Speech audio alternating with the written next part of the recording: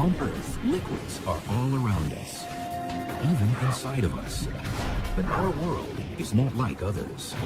When we look at the stars and planets of our vast cosmos, liquids are actually very rare. And when we do find liquids, they flow in strange ways on bizarre worlds. It's an environment where nothing that we can build here on Earth could withstand that for more than a fraction of a second. New discoveries are forever changing what we know about the churning, bubbling matter of our liquid universe.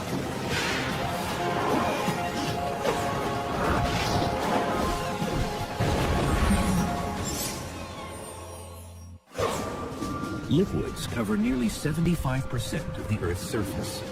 We see them oozing from the ground or falling from the sky. And we manipulate them to power our cities and fuel our engines. But this is not the way of most of the rest of the universe. Liquids only make up a tiny fraction of all matter. Most of the universe consists of gas. Either interstellar gas, the gas between the stars, or the gas within the stars themselves, or the atmospheres of planets. The other stuff that exists is solid material. Planets are made out of solid material, but there's really very little liquid. And it's exactly what's most rare in the universe that seems to be the most important. If there were no liquids in the universe, I actually doubt that there would be life, at least life as we know it here on Earth. Looking in other planetary systems, there may be other forms of life that don't use liquidity, fluidity in some way, but right now it's difficult to imagine how that would work. So where in the universe do we find liquids? And what does it take for them to exist at all? Only in certain special locations where the temperatures and the pressures are just right do you get liquids. And one of those special places where the conditions are just right is on Titan, Saturn's largest moon. Titan is wrapped in a thick atmosphere, 50 times denser than Earth's. But underneath the hazy orange sky, dimly lit by a distant sun and dominated by a stunning view of Saturn, lakes glisten. If we had a webcam on Titan and we were just looking out on the scenery, you could think you were on Earth, unless there was a thermometer in the image and you saw that the temperature was hundreds of degrees below zero. A cruel 290 degrees below zero, to be exact. And the liquid isn't water, but rather methane. When we think about the worlds of our solar system, there's only two worlds that have liquids at their surface. Low-density flowing liquids that could form lakes. And that's Earth with water, and Titan with methane. But how can something that's a gas on Earth be a liquid on Titan? Titan is certainly not quite Earth, and the biggest difference is really the temperature. Titan is so much further away from the sun that it receives very little energy, and that makes it a very, very cold world. And that means that the same elements that we have on the Earth behave very differently on Titan. You could imagine a scene like this on Titan. But the liquid that's lapping up on the shore is liquid methane, clear, liquid, maybe a very tiny gentle breeze like the one we're feeling here today, with just tiny waves coming up. And the whitest stuff that makes the shore is water ice. It's literally frozen water, as hard as rock. So when we think of rock and water, Titan think of water ice as the rock and liquid methane as the liquid. Clearly, at such a low temperature, liquid water turns into solid ice. But which state any type of matter takes, liquid, solid, or gas, has to do with how the individual molecules, its building blocks, are interacting. It's a bit like how a flock of sheep will respond differently to different conditions. These sheep can be thought of as individual atoms or molecules, like molecules of water. And just like molecules of water, they can be in different states. For example, right now, they're kind of clustered together. They're not moving around very much. They're penned in. That's like solid water, ice. In a solid, the molecules are really penned in by their nearest neighbors. They're not allowed to move much at all. When water boils and steams into a vapor, it changes phases from liquid to gas. In a gas, the constituent particles, the atoms or molecules, are all wandering around in a kind of chaotic way. And they tend to move faster if the temperature is higher. And sheep wandering around in a wide open field, free to wander every which way they want, they won't necessarily stay together. They might go off in one direction or the other. That's like a gaseous state of sheep. They're far from one another, but there's a lot of space between them, their motions are unconstrained. But liquid, like water, is magic. It's a state of matter in limbo, somewhere between the rigid structures of a solid and the random scatter of a gas. In a liquid, the atoms or molecules are somewhat constrained by their neighbors. They might pass each other up a little bit, but they tend to flow together. When sheep are in a flock, kind of constrained by the herders and flowing along from one place to another, that can be thought of as a liquid. They can pass each other up a little bit, but they're basically not wandering too far away from their nearest neighbors. They're all going together. They're all going with the flow, so to speak. On Titan, the frigid temperatures keep methane molecules stuck together in a liquid form. They're moving like sheep in a flock. On Earth, methane is naturally a gas, with its molecules floating around like those free-ranging sheep. To transform it to a liquid, so that the methane molecules are like a flock, scientists need to squeeze them together with 300 times normal surface pressure. One of the main uses of methane on Earth is for heating and cooking. And so methane is a great source for power, whether it's heat or some kind of propulsive power. Liquid methane is such a great source of power that NASA is testing it as a potential new rocket fuel. Currently, spacecraft launch into orbit on the backs of fuel tanks filled with liquid hydrogen. Because it's lighter and denser than liquid hydrogen, launches burning methane could be cheaper. And like liquid hydrogen, liquid methane combusts readily because of the presence of oxygen. But on Titan, because the atmosphere lacks oxygen, methane isn't flammable. So Earth has nitrogen and oxygen, Titan has nitrogen and methane. And it's curious that these are the only two worlds in the solar system that have nitrogen as their dominant gas in the atmosphere. So in that sense, Titan is our sister world. Oxygen would be a dangerous explosive gas on Titan because it's surrounded by methane, the same way that methane is a dangerous explosive gas on Earth because we're surrounded by oxygen. On Titan, the liquid methane collects in pools, some as large as the Great Lakes. The lake country on Titan is the northern polar regions. Enormous number of lakes. You see one lake in the south. We don't really understand why all the lakes moved north and left one behind in the south. Why aren't there more lakes in the south? A recent discovery may have provided an important clue. In August 2009, researchers detected a sudden appearance of storm clouds around Titan's equator. This could mean that liquid methane mimics the water cycle on Earth, where water evaporates from lakes in one area and then rains to form lakes in another. In the desert landscapes of Earth, you have occasional cloudbursts where it rains very hard and the water rushes through the dry valleys. But the vast majority of Titan is sort of a methane desert. And when it does rain, it's a real cloudburst, and you have a huge flow of the surface. So we actually think that in terms of the ability of methane to erode and carve channels and valleys on Titan, it would be very similar to the ability of water to carve valleys on the Earth. One reason lakes are cooling in the north could be because that region is experiencing a very long rainy season. It takes 30 years for Saturn to go around the sun. So a year on Titan, 4 seasons on Titan takes 30 years. Each season is about 7 years long. We think that there might be, during the spring or the fall, you get increased rainfall, which means that whatever hemisphere has that season, actually you have a lot of lakes forming. But methane rains down differently than water, thanks to Titan's thick atmosphere and low gravity. Think of big drops, twice the size of raindrops on Earth, falling at a much slower speed, bump, bump, bump, but they'd be freezing cold, very, very cold if they hit your skin. But liquid methane is not liquid water.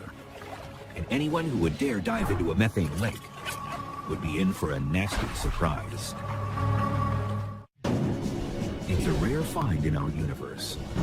A world, not Earth, that is home to a liquid. From a distance, Titan's methane lakes seem so familiar and inviting. But this is truly an alien place. First, the temperature of Titan's lakes is hundreds of degrees below zero. And assuming you could survive the cold, swimming in a methane lake would be a shocking experience for a totally unexpected reason. The density of liquid methane is much less than water. So you would be heavy in that. You would sink. I weigh 200 pounds. In water, my effective weight is very close to zero. In liquid methane, my effective weight would be 80 pounds. So imagine trying to tread water in a lake or a swimming pool with an 80-pound weight belt tied to you. That's going to be hard. That's what it'd be like trying to swim in a lake in Titan. Methane is so clear, divers might feel as though they were looking through liquid air. That's not the case in most water lakes. But water's opacity isn't just due to pollution. It's also the result of a natural characteristic of water, which turns out to be vital for life on Earth. This picture is water. We're familiar with the properties of water. Here we have a liquid that looks like water, but it's not. This is a hydrocarbon. This is analogous to the liquid methane on Titan. They look the same, but they have very different chemical properties. To show the difference between these two liquids, I'm going to take some crackers, kind of things that we eat, starch, sugars, salt. I'm going to put it in the liquids. So now we've got crackers in the water. I'm going to take a set of crackers, the same number of crackers, and I'm going to put them in our liquid hydrocarbon. Because water dissolves things so well, it's considered a powerful solvent. Methane, on the other hand, can't dissolve other materials as effectively. Look at these crackers coming out. This cracker is still as crisp as when we put it in. This is not a very good solvent. Water's dissolving power comes from its molecular structure. A water molecule is H2O, which means two hydrogens on oxygen, and you just think about the shape of the molecule. You've got your oxygen and two little hydrogens on one end. This structure means that one end of the water molecule has a positive charge, and the other has a negative charge. So the little water molecules are like little magnets going around, stirring things up, repelling some things, attracting other things. By contrast, methane is a weak solvent. Methane is a carbon with four hydrogens on all sides. It's even, it has no polarity, it won't break up other molecules. Since water dissolves when it contacts, it can turn itself into a rich and sometimes murky soup. So here in water, organisms that have evolved to live in a rich soup like that, they're going to be small and compact. And that's what we see on Earth. Microorganisms are small and compact. They can get their nutrients from the water. But methane could be an appealing liquid for a different kind of life form. Imagine an organism on Titan looking at Earth and seeing the liquid water. Would just be appalled that anything would want to live in such a reactive, hot, aggressive liquid. And it would think, geez, that can't be life on Earth. The liquid there is much too difficult to manage. Any alien visitors might immediately be drawn to Titan or Earth because liquids flow right on the surface. Over 300 million trillion gallons of water slosh around on Earth alone. But that might not impress interstellar travelers very much, because none of Earth's 7 seas are the biggest or deepest oceans, even in our solar system. Jupiter, the 5th planet from the Sun, conceals an immense and bizarre liquid sea beneath its mysterious clouds. Reaching this liquid would require a spacecraft far beyond the limits of modern technology. It would have to somehow withstand incredible pressures and, more importantly, be able to stand up under temperatures that are much hotter than the surface of the sun. At 1,400 times the volume of Earth, this giant planet is mostly made up of hydrogen and helium gas. But miles and miles beneath those clouds, there's a point where the weight of that atmosphere gets so intense, gas turns into liquid. Lots and lots of liquid. The journey to the liquid begins at the outer edge of Jupiter's atmosphere, where the air pressure is close to what we experience on Earth's surface. Diving into Jupiter would be an amazing experience. First, you'd go through all these upper cloud layers where there's ammonia, methane, and other compounds. They're really colorful and swirly, lots of storms. The explosion of color indicates a strange brew of chemicals mixed in the hydrogen and helium. Because there's a lot of different sulfur compounds in the atmosphere of Jupiter. So as you fall down through the upper layers of Jupiter, you would have the smell of rotten eggs. So a trip to Jupiter starts off in an unpleasant way. Just like passengers on a commercial jet descending from high altitudes, Passengers on a spacecraft descending into Jupiter's atmosphere would feel pressure on their ears. If you go deeper into the interior of a planet, the densities become higher, the pressures become higher, the gas is more compressed. That's similar to what we have here on Earth. Way up in our atmosphere, the densities and pressures are low. As you go farther down, they increase. After descending for 13,000 miles, it's dark because sunlight can't penetrate through so much matter. At last, the darkness lifts. Light streaming from Jupiter's ocean lies just below. You don't splash down into the sort of the liquid ocean of Jupiter in the same way that you splash down on Earth. It's much more like you're going through a steam that becomes denser and denser and denser until it's indistinguishable from a very, very hot liquid. The liquid is hydrogen. This steamy sea, stretching from horizon to horizon, is what passes for the surface of Jupiter. It may seem unthinkable, but this liquid hydrogen ocean is floating above another, even more bizarre liquid below it. Liquids aren't easy to find on worlds outside of our own. They often take forms we can't imagine on Earth. And that's the case with Jupiter's hydrogen ocean. Strange as it may seem, the most abundant liquid in the universe is liquid hydrogen. Now, in fact, in some ways, that's not so strange. Hydrogen is by far the most abundant element in the universe. In most places in the universe, hydrogen molecules are moving randomly about as a gas, like those sheep grazing in open space. But the conditions inside Jupiter don't let them roam so freely. The difference between the different states really has to do with how closely the molecules are crushed together, if you will. On Earth, we see liquids form from gases when we leave out a glass of ice water. As warm air comes in contact with the surface of the cool glass, the drop in temperature saps the energy of the air molecules, bringing them closer together and forming a liquid. Temperature isn't the only thing that affects the state of matter. Pressure also plays a very important role. Pressure, as you can imagine, sort of crushes. The higher the pressure, the more it crushes molecules together and can take a gas and compress it into a liquid. For example, even in interstellar space, where it's over 450 degrees below zero, a glass of water would just boil away. So when you take that glass of liquid water to space, it's not the temperature, it's the low pressure that allows all the molecules to fly away and turn the glass of water into a gas. The reverse occurs inside Jupiter's blast furnace interior, where hydrogen molecules are jammed together by the colossal weight of the atmosphere above. If you squeeze the particles down so they're not vibrating very much, then they tend to sort of stick to one another. They start flowing together. That's the liquid state. That's why, if liquid hydrogen were somehow instantly transported to Earth, without enough pressure to contain it, even a tiny bit could redefine what we think of as a hydrogen bomb. Well, it wouldn't be a good idea to scoop up a cup of the liquid hydrogen from Jupiter because it's under tremendous pressure. It would be a tremendous explosive, much better than TNT. It would be a total disaster. Inside Jupiter's liquid hydrogen ocean, it's over 17,000 degrees, hotter than the surface of the sun. The bluish glow at these depths signals that we reached another type of liquid. It's still hydrogen, but in a very special form called metallic liquid hydrogen. It's brighter than the surface of the sun and far, far bluer than the surface of the sun. It's an environment where nothing that we can build here on Earth could withstand that for more than a fraction of a second. In this extreme environment, the hydrogen molecules that make up Jupiter's ocean start to act very strangely. The molecules of the regular liquid hydrogen ocean are like those sheep, moving as a flock. Or better yet, more like what's happening inside of an amusement park, when bumper cars are streaming around a rink.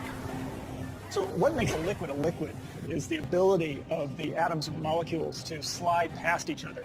The atoms are free to move and jostle around, much like these bumper cars or this bumper car ring. They can't fly freely, but they are changing their neighbors all the time. Inside each hydrogen atom, whether it's in a gas or liquid form, a single electron is bound to its nucleus, buckled into the driver's seat of its own atomic bumper car. but at the surface of Jupiter's metallic liquid hydrogen, a depth where the pressure reaches 3 million times what we experience on Earth's surface, the hydrogen molecules are freaking out. The liquid hydrogen actually becomes liquid metallic hydrogen. Now, what I mean by that is that the liquid hydrogen starts conducting electricity and heat really well. Inside Jupiter's metallic liquid hydrogen, electrons are jumping from molecule to molecule, splitting away from their own nucleus and finding another home. They're carrying electric charges efficiently from one place to another. And the transport of electric charges, that's the current. That's what allows current to flow. And you sure wouldn't want to be there if someone were to discharge a big bolt of lightning or something like that, because that electricity would travel easily through the liquid metallic hydrogen, zapping you, completely frying you. The closest thing to metallic liquid hydrogen on Earth is liquid steel. When they pour the liquid steel out of the cauldron, it's glowing hot, it's flowing, it's conductive of electricity. That's very much like the interior of Jupiter would be like. You could be down there. Inside Jupiter, the metallic liquid hydrogen is different from the regular liquid hydrogen because it's conducting electricity. So the fact that the electrons are able to flow freely inside means that you can have strong electric currents in the interior of Jupiter. And whenever you have a fluid that has strong electric currents, then it will create a magnetic field.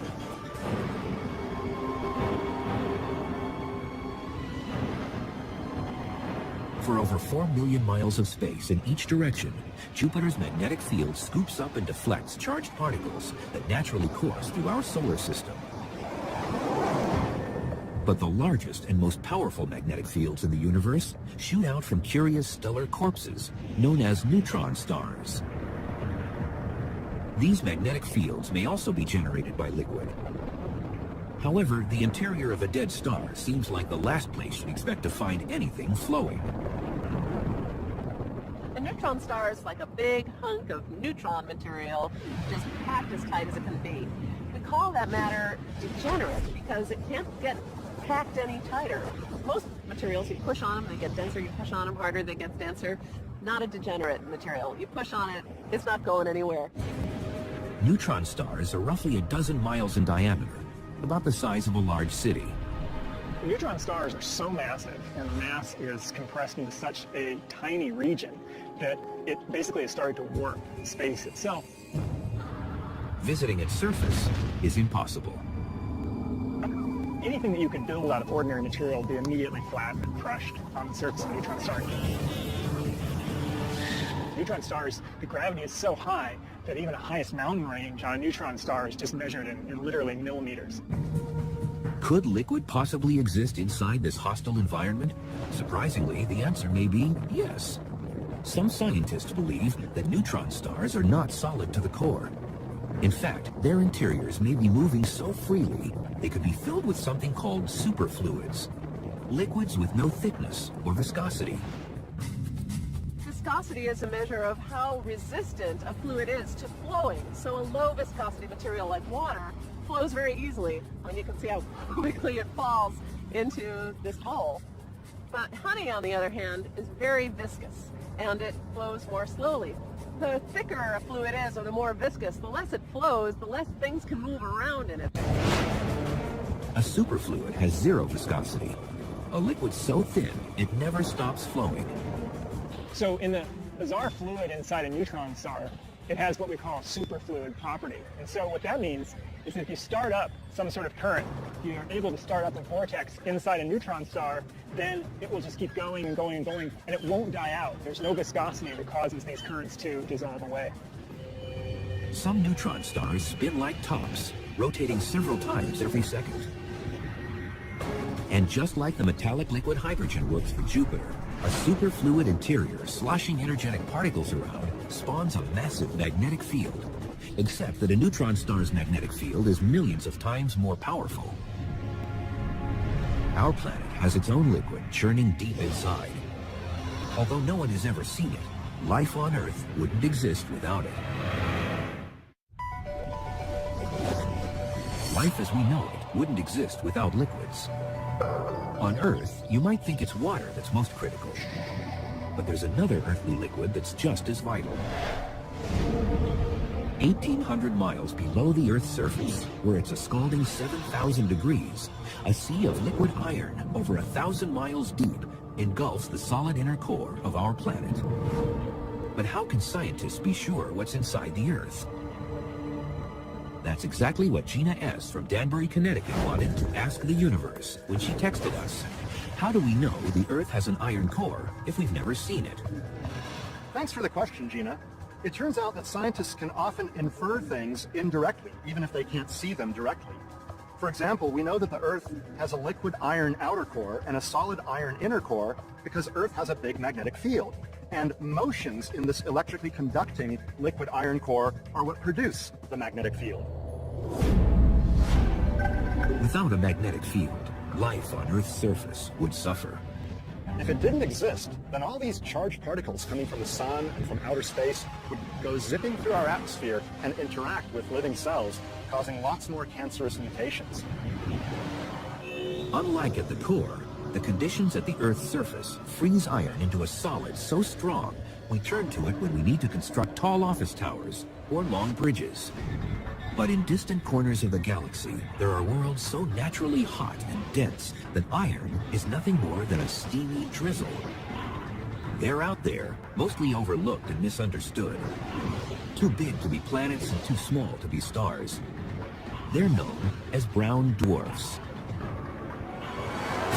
These objects are like supersized versions of Jupiter, gas giants, except up to 75 times more massive. Brown dwarfs, in a sense, are failed stars. They didn't have enough mass ever to produce sufficiently high temperatures and pressures in their interior to ignite normal hydrogen and burn it for a long time. But these objects are still very hot, and despite their names, not brown. If you were right there, it would be glowing sort of a cherry orange red. A lot of heat coming off, so you would get burned in the vicinity of a brown dwarf. These objects are so hot that brown dwarf clouds aren't made of water vapor, like on Earth, but rather gaseous iron vapor. In the interior of the brown dwarf, where the pressures are sufficiently high, the gaseous iron can condense into a liquid and can actually rain down as liquid droplets of iron. That is really cool. That's right, it rains iron on brown dwarfs. Fortunately, we don't have iron rain here on Earth, but if we were to have it, it wouldn't be very pleasant at all. There'd be these hot blobs of iron hitting your head and your cheeks and your arms and burning them, scalding them, and plus being pretty heavy. You know, if you get hit by a rapidly moving droplet of iron, that wouldn't feel very good. Liquid iron never falls on Earth, but it might be happening right now, all across the universe. Our galaxy is really teeming with brown dwarfs. There's tens of billions of brown dwarfs in our galaxy, almost as many as there are actual stars. But our galaxy is also flooded with smaller worlds, rockier and cooler, more like Earth. One of the most amazing things that happened recently, that we found the first planet that could potentially have water on its surface. The planet is in a solar system orbiting a star named Gliese 581, about 20 light years from Earth. The fourth planet out, Gliese 581d, circles so close to its star that one of its years lasts just 66 days. But that's a good thing if we want to find a planet with water on its surface, because Gliese 581 is smaller and cooler than our Sun. Estimates have revealed Gliese 581d to be 10 times more massive than Earth, with a diameter that is twice as wide. Some scientists think that what makes up that extra mass could be mostly gas. That means Gliese 581d could resemble the gas giants of our solar system, like Jupiter, Saturn, Uranus, and Neptune. Lots of gas, very little liquid. But others believe that Gliese 581d is different, more like Earth. Think 10 times Earth's mass. You can make up by just piling rocky material together. So just make it something that we call a super Earth. It could be a mini Neptune too. The jury is still out. But it's the first one that could be like Earth, just bigger. At 10 times Earth's mass, this exoplanet may turn out to be a water world, covered in a very deep ocean. Gliese 581D's tight orbit means its parent star's gravity keeps the same side of the planet facing the star. That means half of the planet never goes dark. So basically, whenever you look up at the moon, you see the same side of the moon. That would happen to a planet that close to a star. The far side of this planet never feels the warmth of sunlight, leaving it potentially covered in ice. If you think about that, there should be extremely strong winds from the hot to the cold side. Wind creates waves, even on Earth, whenever gusts of air push and pull at the water's surface. If Gliese 581D really is a water world, then there's no land to break up the waves. You have waves mile high that keep going and keep going from around. So if you like surfing, that's definitely where you want to be. There might be a hard surface underneath this super ocean, but it's unlike anything we know on Earth. It's a state of solid water known as Ice 7. Instead of sheep or bumper cars, let's imagine water molecules as individual aluminum cans dumped into a container. At typical Earth temperatures and pressures, they interact and move together as a liquid. When they freeze, water molecules lock together into solid ice. It's a molecular structure of water that scientists refer to as Ice 1. Now, Ice 1, the one that you and me are actually used to, this is just because it doesn't have much energy left to move, because it gets so cold. The massive ocean of a water world would be hundreds and hundreds of miles deep. Just like on Earth, the deeper the water, the greater the pressure. If the pressure is great enough, something funny happens to water. It turns solid, into a kind of hot ice. If you raise the pressure of a liquid, you can generally turn it into a solid because you're squeezing the atoms and molecules so close together that they feel penned in. They can't move past one another. They can't flow. Higher pressures can create a variety of solid ices with internal structures different from frozen ice, or Ice 1. The difference between anything like Ice 1, 2, 3, 4, 5, 6, 7, we think it goes to 10, but it could go any further, is actually the pressure. The difference between what we used to, Ice 1, and the other ices is that on the other ices, there are pressures that actually act on these cans. On a planet this big, the water pressure can reach levels millions of times what we experience anywhere on Earth. That means Ice 7 could be forming underneath the oceans on Gliese 581D. Diving down there, water, 70% of your body would actually become ice. So probably not the best option. So for now, right now, technology-wise, we probably have nothing that can go down and explore it. But if we're just looking for liquid water, we don't have to travel outside our own solar system. We have a neighbor that has more water than all the oceans of Earth combined. In a universe of liquids, Jupiter's moon Europa appears to be an unlikely place to find some. It's an Arctic wasteland, sheathed in water ice and riddled with cracks. It's like looking down on ice floes in the Arctic or Antarctic. You see cracks that have been just offset from one another and suggesting that the surface is kind of floating around on top of a liquid underneath. And it's not just a splash of water either. Beneath a layer of ice 60 miles thick lies an ocean 60 miles deep. That's deep. That's a lot of drilling you would need to do if you're going to go ice fishing on Europa. Smaller than our moon and nearly 3 times farther away from the sun. As tiny Europa orbits, it passes through Jupiter's magnetic field. But it's another mighty Jovian force that keeps a world so far from the sun from being frozen solid. It gets energy from the gravitational tug of Jupiter. Jupiter is very massive, and it pulls tides on Europa much the way the moon pulls tides on Earth. Jupiter's gravity teams with the tugging and shoving of the other satellites in nearby orbit to mash and stretch Europa. The resulting friction heats and melts the moon's interior. What's left, ground up inside Europa, is salt water.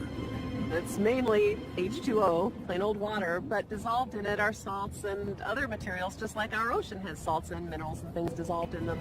The best analogy for the water on Europa would be water from the Dead Sea in Israel, where you have a very, very high concentration of salt. Not a good place to get your bottled water from. Liquids can turn up in the most unexpected places, and none may be more surprising than a recently discovered liquid nearly as old as time itself. 14 billion years ago, the universe began as an infinitesimally small point when it erupted in a cosmic explosion known as the Big Bang. It rushed outward, expanding and expanding, exotic particles and gases cooling and coalescing into stars, then solar systems and galaxies. But let's rewind the clock to a time just after the Big Bang, before protons and electrons combined to form the first atoms. Everything was running into each other and smashing into each other. So that what was going on was that there wasn't enough freedom for the particles to sort of settle down and clump into the things that we're familiar with now. The early universe was like a featureless desert, burning at a temperature of 1,000,000 billion degrees. A random collection of particles known as quarks and gluons. Quarks and gluons are the fundamental constituents of the nuclei that make up our atoms. Actually, in the first 10 millionth of a second of the lifetime of the universe, there was a phase of the universe where it was all quarks and gluons. New simulations of the conditions of the early universe have revealed that the individual quarks and gluons were not flying about randomly as a gas, as would be expected in those conditions. Instead, they were connected and flowing like a liquid. A really good example of this is sand.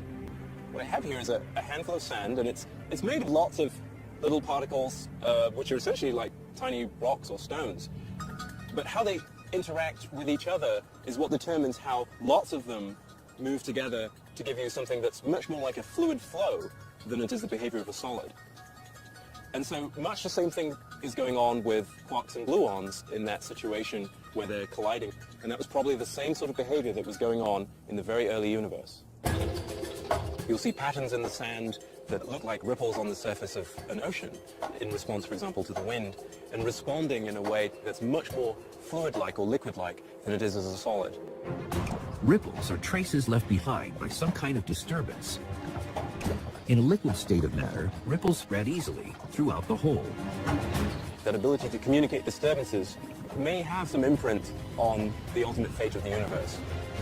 In that critical, chaotic moment after its creation, the fluidity of our early universe's liquid state was already beginning to show signs of a grand future. So there'll be some parts of the fluid that are slightly more dense than other parts, and we'll be able to see patterns beginning to form that will ultimately become the structure that we see in the late universe. Fluid motion is stitched into the fabric of space and time. So the next time you sip soda through a straw, dive into a pool, or watch raindrops sprinkle into puddles, know that you are witnessing our universe when it is most alive.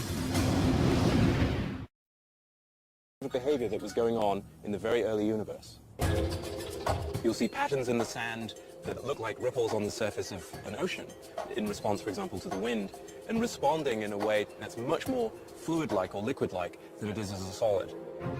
Ripples are traces left behind by some kind of disturbance. In a liquid state of matter, ripples spread easily throughout the whole. That ability to communicate disturbances may have some imprint on the ultimate fate of the universe. In that critical, chaotic moment after its creation, the fluidity of our early universe's liquid state was already beginning to show signs of a grand future.